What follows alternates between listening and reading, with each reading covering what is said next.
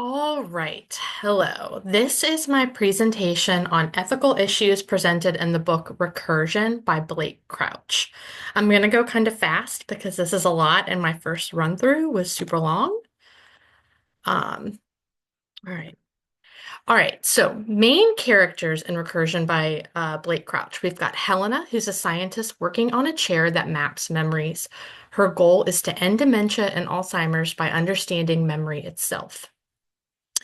10 years in the future, we meet Barry, an NYPD officer who meets a woman suffering from false memory syndrome.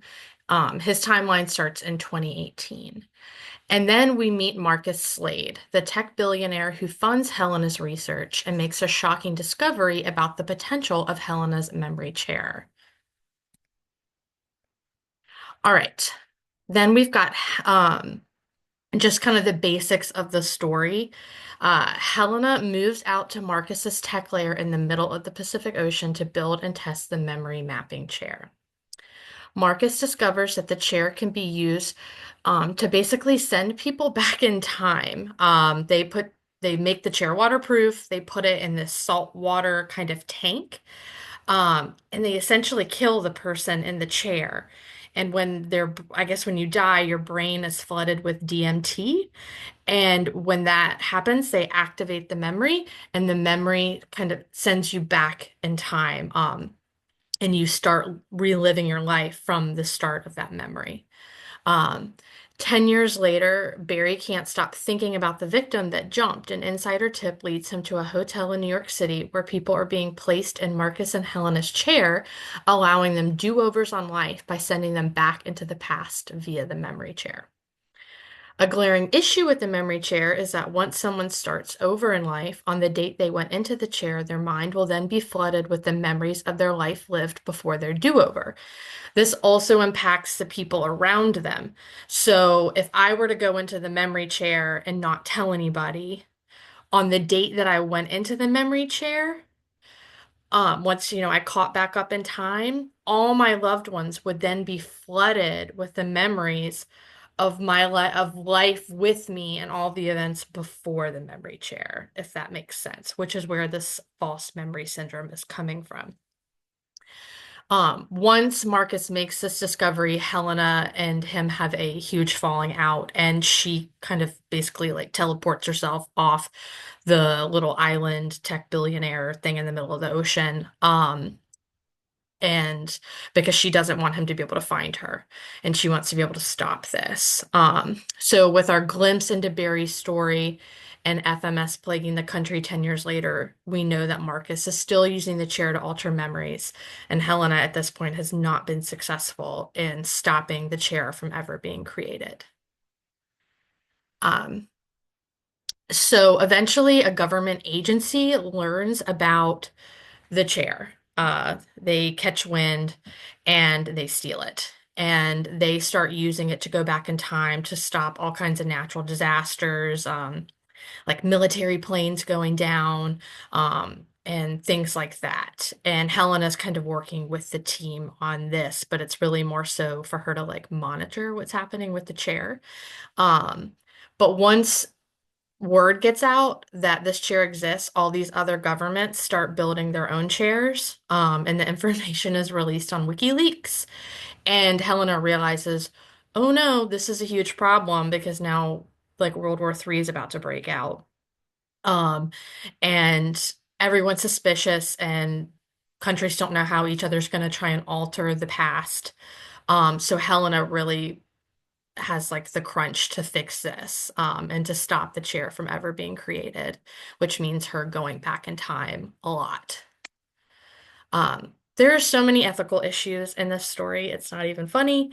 For starters, is it okay to alter someone's memory? I'm gonna go with no, especially when we know all the suicides and mental health issues that crop up from this FMS syndrome.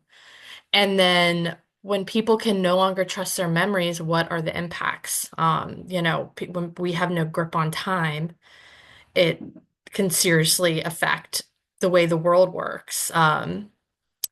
And should this technology be used to go back in time to stop wars, dictators, natural disasters? That's discussed some in the book, like major history alterations. But ultimately, as much as we don't want bad things to happen, I think a lot of times we've learned a lot of really valuable lessons from past, historical things, and altering them is really not the way to go. Are humans responsible enough to handle a technology like this? If you read the book, you will learn absolutely not. Humans cannot handle this technology. One of my favorite quotes was, "Humans cannot be trusted with such technology or power. With the splitting of the atom came the atomic bomb."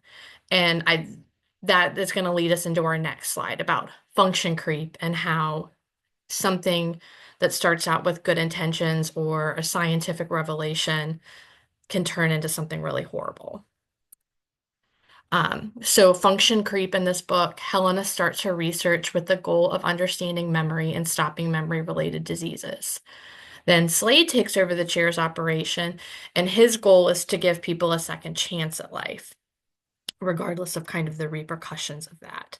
Um, People become suicidal. They are given glimpses into a life they don't remember living. The false memories are painful and overwhelming for many. And then the US government gets involved and essentially starts World War III.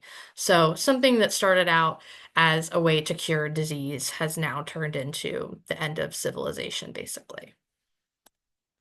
Helena's utilitarian worldview. She's our main protagonist. Her goal throughout the entire book is the greater good of humanity. Her goals shift, obviously, from trying to cure memory disease to saving the world from her chair, but her goal stays the same. Even though there are benefits to the chair, she knows that ultimately the best thing for everyone is for this chair to not exist. Slade and the US government have a deontological worldview. Slade views the chair as a second chance for many, but disregards the fallout when people experience FMS. The government agencies who get their hands on the chair feel similarly. They set out to do good. They want to undo all these past atrocities, like school shootings and stuff, but they ignore the big picture and the mental health risk to the country by altering these events. So, their consequences the consequences do matter as long as the intentions are good, is basically their philosophy. Don't really think this could happen in real life. Um, the technology explained in the book, I mean, they don't go into super huge detail because I really don't think something like this is possible. Could be wrong. I don't know. Um, but I do think that, if it were to happen, governments would fight over this technology and there would likely be a race to see who can make the most impactful change first. Go back in time to make yourself, the most powerful nation or whatever. Um, the mental health damage inflicted on innocent people would be impossible to overcome, and the world would descend into chaos. No one would have a grasp on reality anymore, and the power of this technology would destroy the world, which it really kind of does in this book. Key takeaways. Can humans be trusted with powerful technology? I don't think so. I think we're already kind of seeing this with AI, which we've discussed a lot this semester. You know, I know one of the big concerns with AI is that right now humans are training these large language models, but what happens when AI can start training itself? I really think there needs to be safeguards on these things and not let technology get ahead of us. And I worry that, like the characters in my book and like what's happening with AI, there will be someone who just wants to have that massive breakthrough and the tech is just going to go too far. Um, and then better yet, who's responsible when that technology goes too far? We need to have accountability, with all these technological advancements. If AI becomes, too powerful, who what are the consequences for that? And if people don't think there are any consequences, then what will stop them from trying, if that makes sense? Um, and then, yeah, if we become too reliant on AI, could other governments and hackers weaponize it against us? We've already had a lot of hacking attempts in the US, on banks, hospitals, all those things. If we're that reliant on AI, and AI has so much data and information, another country could seemingly take us out.